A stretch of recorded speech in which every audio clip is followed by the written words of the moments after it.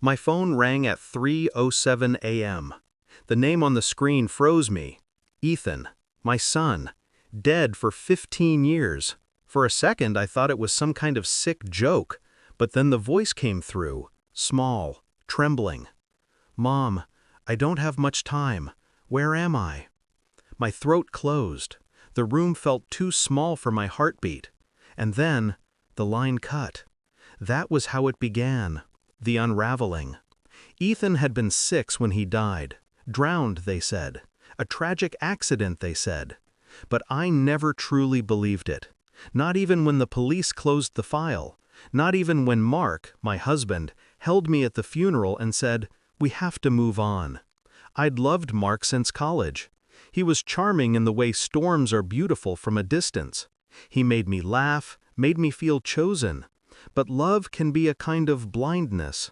I didn't see the cracks until the years after Ethan died. The late nights, the half-truths, the scent of someone else on his shirt. Grief had made me quiet, and in silence I noticed everything. It started with the photographs. One night, cleaning out old boxes, I found the original coroner's report, and a copy Mark had altered. The times didn't match, the statements conflicted. And there was something else, a receipt for a payment to a Dr. Landers, dated 2 weeks before Ethan's accident. I didn't sleep that night, or the one after. Then came the phone call, that call. It wasn't a ghost, it was a clue. The voice had come from somewhere. And whoever made it had access to Ethan's old number, the one Mark had closed after the funeral. When I traced the number, it led me to a private facility in Montana, experimental neurology, memory research, funded under an alias I recognized, M. Hale, Mark's initials. So, my husband hadn't buried our son. He'd hidden him. I didn't confront him, not yet. People like Mark thrive on reaction. They feed off confusion. I gave him none. I smiled when he lied. I cooked his meals. And while he slept, I started digging. Over 3 months I pieced it together. Mark had been working with Landers on an illegal neural cloning project, human consciousness replication. Ethan had been their subject. They'd induced brain death, recorded his neural patterns, then transferred them to something else. It had failed, or so they thought, until Ethan, whatever was left of him, called me. My revenge didn't start with rage. It started with precision. I found Landers first. He was living under a false name in Oregon, teaching at a local college. I met him as a journalist writing about experimental neuroscience.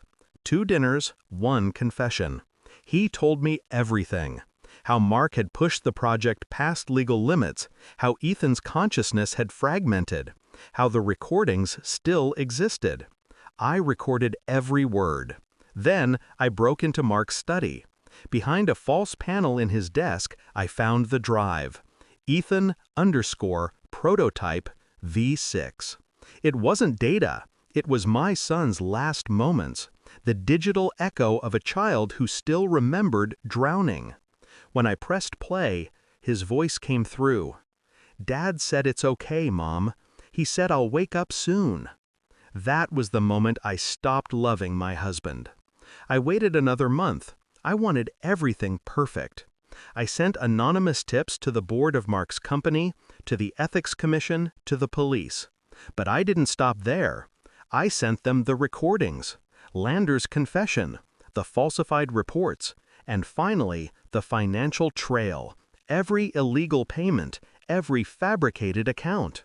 Then I called him. 3:07 a.m. He answered groggily. "Mark," I whispered, "do you believe in ghosts?" He laughed. Until he didn't. Because I played it. Ethan's voice, that frightened plea.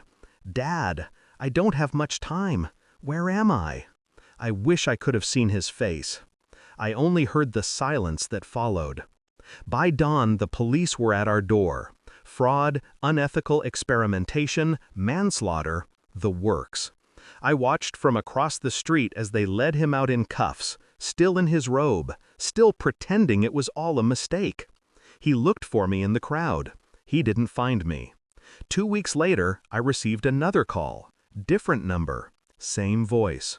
"Mom, it's quieter now." Then, just static. I don't know if Ethan's consciousness still exists somewhere, or if that call was just the last fragment letting go. But I saved the recording anyway. Mark's trial is next month. They say he's been raving in his cell about a voice calling him from the dark, saying the same words over and over. Where am I? I sleep better now. Not peacefully, never peacefully, but with a kind of closure. Because sometimes justice isn't about punishment. It's about making them live in the same silence they created. And at 3:07 every morning, I leave my phone on, just in case he calls again.